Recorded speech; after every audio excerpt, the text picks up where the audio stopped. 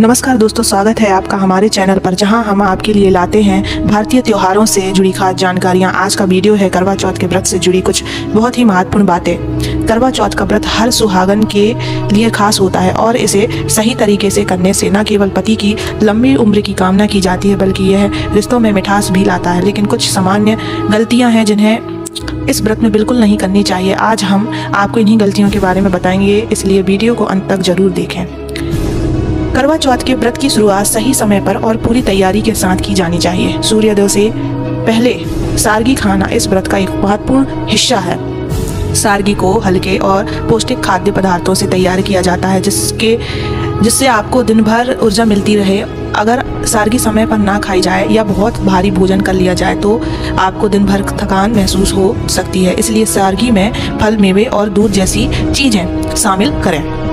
व्रत में धैर्य और संयम रखना बहुत जरूरी होता है। अक्सर लोग भूख और प्यास के कारण चिड़चिड़े हो जाते हैं और छोटी छोटी बातों पर गुस्सा करने लगते हैं। करवा चौथ का व्रत केवल शरीर को नहीं बल्कि मन को और आत्मा को शुद्ध करने का अवसर होता है। इसलिए शांत रहें, सकारात्मक सोचें और मन को शांति से रखें। गुस्से और तनाव से न केवल व्रत का प्रभाव कम होता है, बल्कि आपके रिश्तों पर भी इसका गलत असर पड़ सकता है।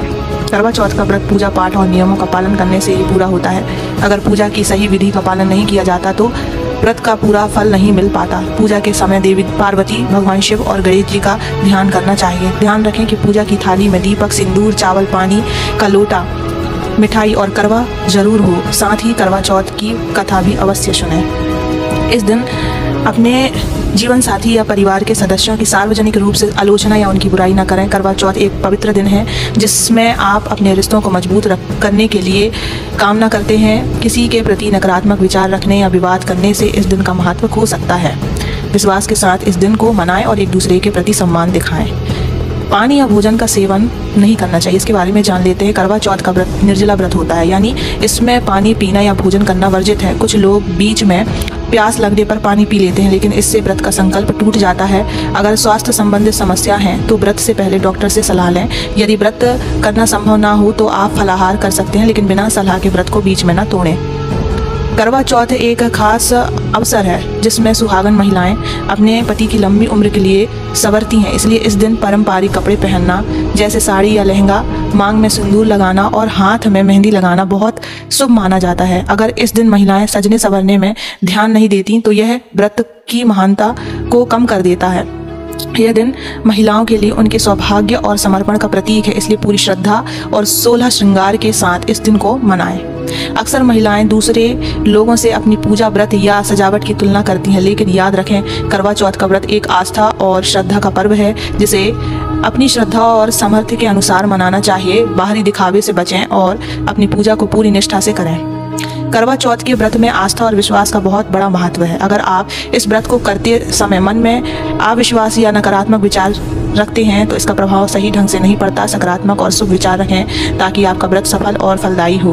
व्रत के दौरान करवा चौथ की कथा सुनना बेहद महत्वपूर्ण होता है। यह कथा व्रत की पूर्णता के लिए आवश्यक होती है और इसके बिना व्रत अधूरा माना जाता है।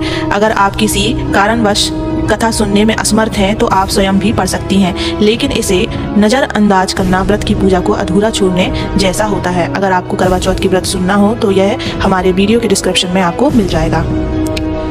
करवा चौथ की परंपरा के अनुसार चांद को छलनी से देखने और फिर पति को देखकर व्रत तोड़ने की प्रथा है। इस प्रक्रिया का अपना आध्यात्मिक और धार्मिक महत्व है, इसलिए इसे सही तरीके से करें और बिना छलनी के चांद देखने से बचें।